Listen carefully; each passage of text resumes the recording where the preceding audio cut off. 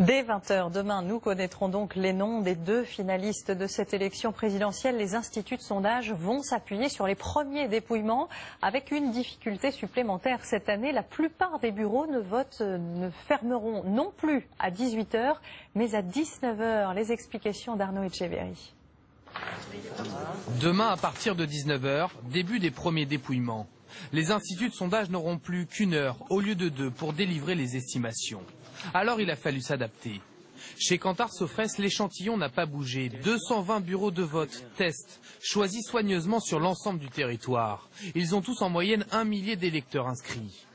Ce qui change en revanche, c'est la méthode pour gagner du temps dans la remontée des informations.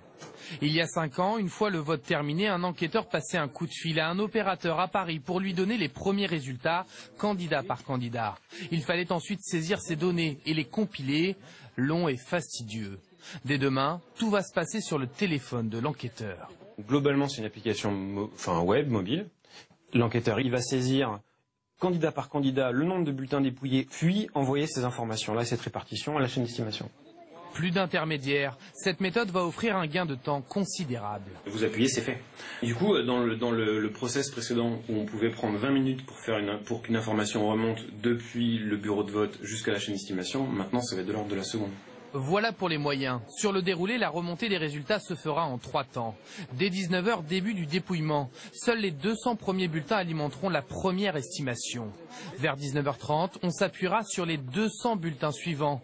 Enfin, la 3e et dernière estimation se fera à partir des derniers votes. Les seuls outils pouvant donner des résultats fiables sur les élections, ce sont ces estimations que l'on fait après la fermeture des bureaux de vote. Par conséquent, tout ce qui circulera comme rumeur, comme bruit, comme résultat, avant 19 h 30 ne pourra être basé que sur des sources moins fiables. À 20 h, Kantar Sofres sera en mesure d'annoncer le nom des 2 finalistes, sauf si les écarts sont très serrés, moins de 0,5 points de différence. Dans ce cas-là, on pourrait voir s'afficher non pas 2, mais 3 visages. Et ce suspense, vous pourrez évidemment le vivre en direct.